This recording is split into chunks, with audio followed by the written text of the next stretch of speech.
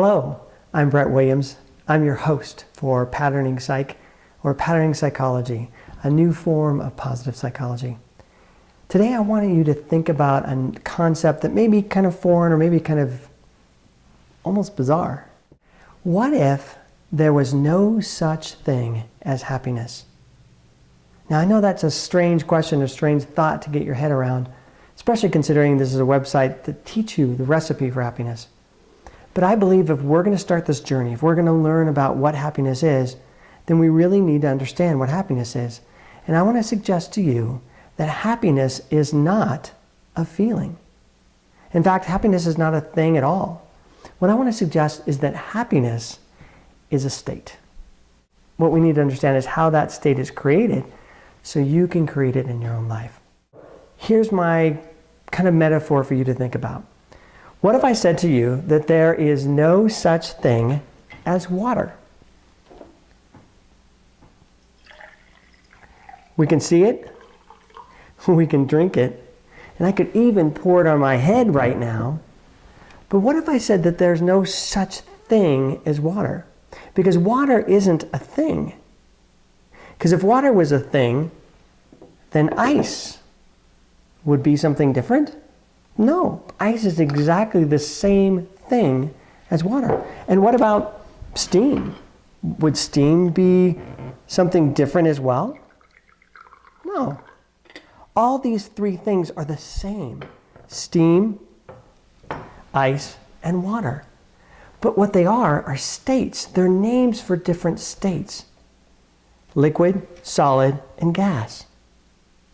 I want to suggest the same thing exists for happiness.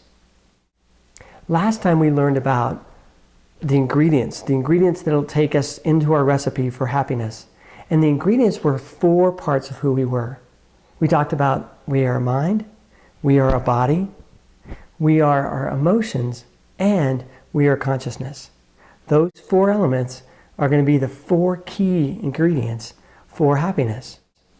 And what I want to suggest is that when those 4 parts of ourselves are functioning well, we are in a state of well-being.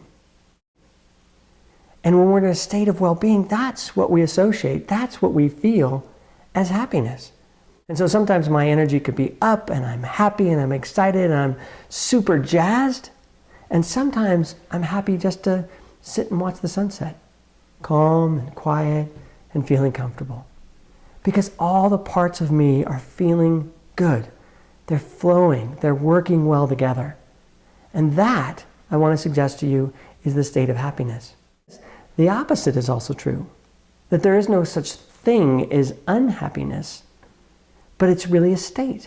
It's a state of dysfunction, or I want to suggest to you a state of dis-ease, when the 4 parts of us, either individually or together, are not working well. Then we go into a state of dis-ease or a collapse. And that collapsed state is when we feel unhappy. Now, I'm not making this argument just to make an argument or just to have some kind of clever little way of remembering what happiness is. But it really is going to be the measuring stick. It really is the standard for understanding our moods and emotions. Because I want to suggest that everything we do is measured on this standard. That when we do some exercise or we do some activity or do some kind of intervention, it should create a state of flow, a state of well-being. And in that state of well-being, it'll produce happiness. And if it doesn't create a state of flow or well-being, and it creates a state of dis-ease, I'm going to suggest that that's an activity or an exercise that's fundamentally not going to work. It's not going to work for 2 different reasons. 1, it's not working because it's not making us happy. And 2, it's not going to work because even if it did make us happy in the long run, because it makes us unhappy through the process, then we're not going to want to do it.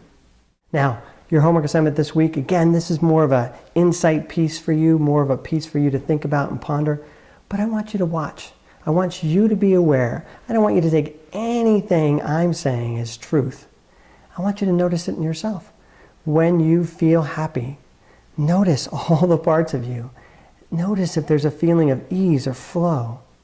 And when you feel diseased, when you feel unhappy, when you feel collapsed, notice what your energy is doing there. Notice what's going on inside of you there.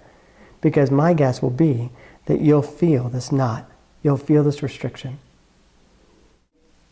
Again, my name is Brett Williams, and thank you for tuning in to learn about patterning, a new positive psychology. Take care.